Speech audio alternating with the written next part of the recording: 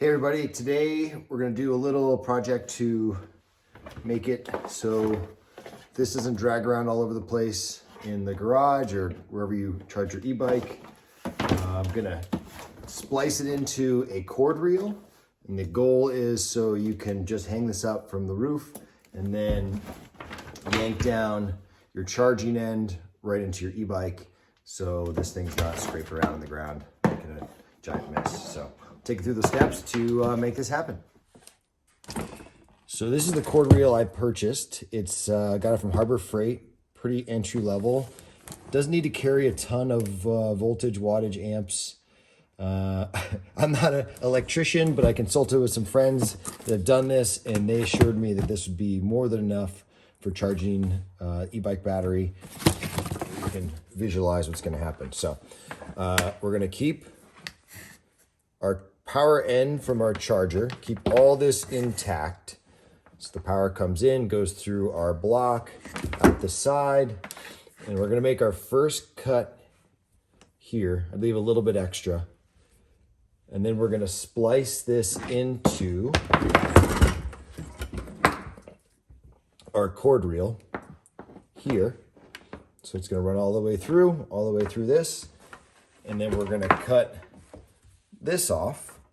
And the piece we've cut off over here, we're gonna wire that back up. So effectively, we're gonna have a very long extension running through this. I realize you probably could just wad this whole thing up with a bunch of zip ties and tape it to this and still do the same thing. That's just a little messy, and I'd like to clean it up a little bit. The idea is to have less junk floating around the garage. So I talked about that, all this junk around my garage. Anyway, we'll start cutting and go from there. All right, first cut. I'm gonna leave about 10 inches here. So I'm gonna go a pair of dikes, electric cutters or wire cutters. Just go in there. Whoop, whoo. So I was nerve-wracking cutting something like that, but don't worry, no problems. Second cut, we're gonna lop off this part here. We'll leave as much of this possible so we can cut it pretty close to the power block. You guys can see that. Boom, there we go. And then I'm gonna strip these cables and we're gonna wire this up next. Sorry, I forgot to show one more cut. So obviously we're gonna cut this part off too. So this is our third cut, should be 3 cuts. And this cord reel's got a little fuse block in there. Not necessary, but not a bad idea to keep that in there. So we'll cut it on the plug side of that to leave that in line. Should we have like a short circuit or a lightning strike or something like that. So last cut. All right, we started wiring this up. This is the part that goes into the wall, goes through our Rad Power Charging bank. I don't have those nice clean heat shrink tubes yet, so I'm just using these little caps for now. The Rad cord does not have a ground in it. It did have a ground in here, so I've just taped that off. Again, when I get those heat shrink tubes, I'll do these individually, then heat shrink the whole thing so it looks nice and clean. But that will do a trick for now. So the end, this is obviously the part that goes into your battery pack. So we go red to white. Those are your positive here. And then black to black. Obviously, you want to make sure they're wrapped around. There should be no contact between these two. Take your little electrical cap, spin that on there so it keeps it nice and isolated.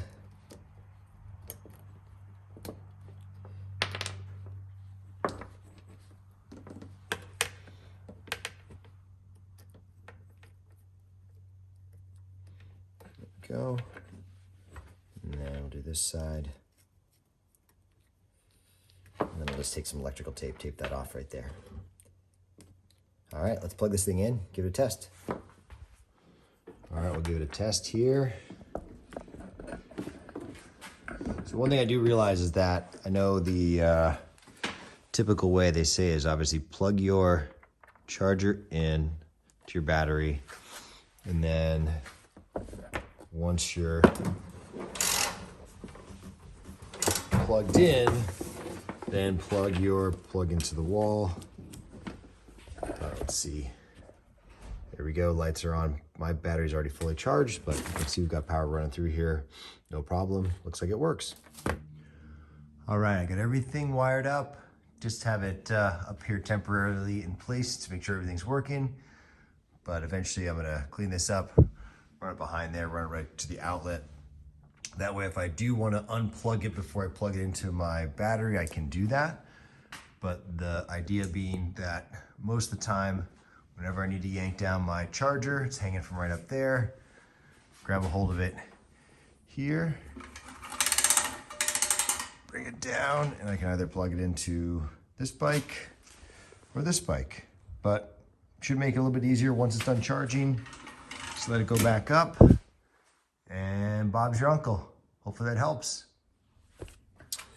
All right, I wired everything up and tested it, and it worked perfectly. Charged the e-bike a couple times. It's awesome. Worked just like I had planned. So now that I know that everything works, I'm gonna remove these twist tie connectors and replace them with more permanent shrink wrap connectors. These things are great. All you need is a heat gun. That's the only thing that does require basically industrial strength hair dryer. And then I'm gonna wrap around the outside of that another piece of heat shrink tubing just to make sure it's nice and clean and it's got a lot of strength to it, because I'm going to be yanking down on this thing, and I don't know how long these would last if I was yanking on them for a while, and these things add a lot of strength to it. I'll put links to these in the notes. There's like $6 or $8, I think. It's pretty much a lifetime supply of these shrink wrap tubes.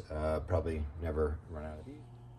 All right, do a little bit of close up here before I turn the heat gun on. It's a little bit loud, so I don't know if it will show that. One thing you want to make sure you want to do if you're going to do this heat shrink tubing is this gets threaded on first, because if you do these connectors and forget to put this on there, then you got to cut it.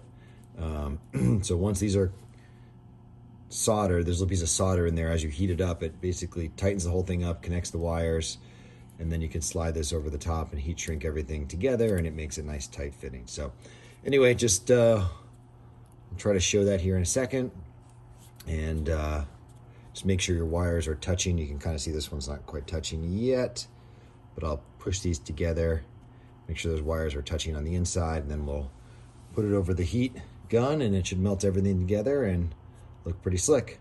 All right, we got our heat gun going. I got everything wired up. As you can see, everything's in there nice and clean.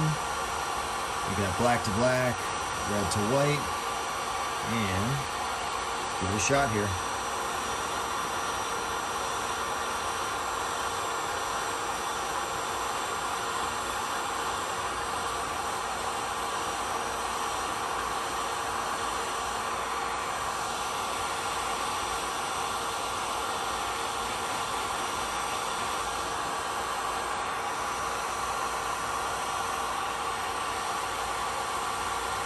Pretty good.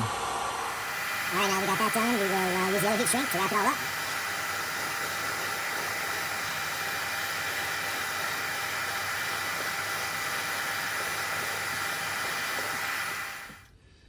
And there's our final product. I ended up using 2 pieces of heat shrink tubing. This is a little bit thinner than the cord reel cord, so I put a red piece over here and a black one over here, but it finishes up really nice. And when this cools, it should have a really good strength, so you can yank down on this thing. You don't have to worry about these cords becoming disconnected over time. Now we'll just do the other part. All right, here we go with part 2.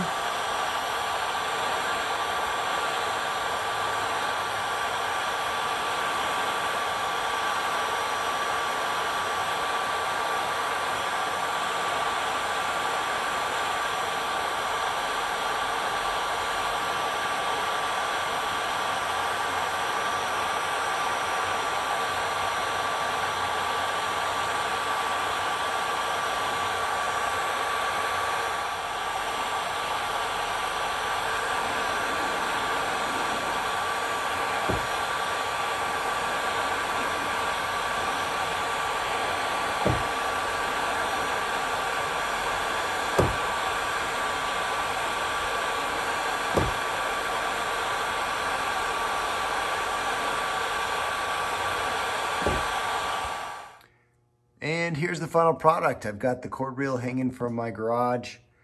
I used some double-sided tape, a couple layers of it, to attach the charging block onto the cord reel. That way I can see from the ground the lights, whether I'm charging or not. Hooked it to just a hook from the roof.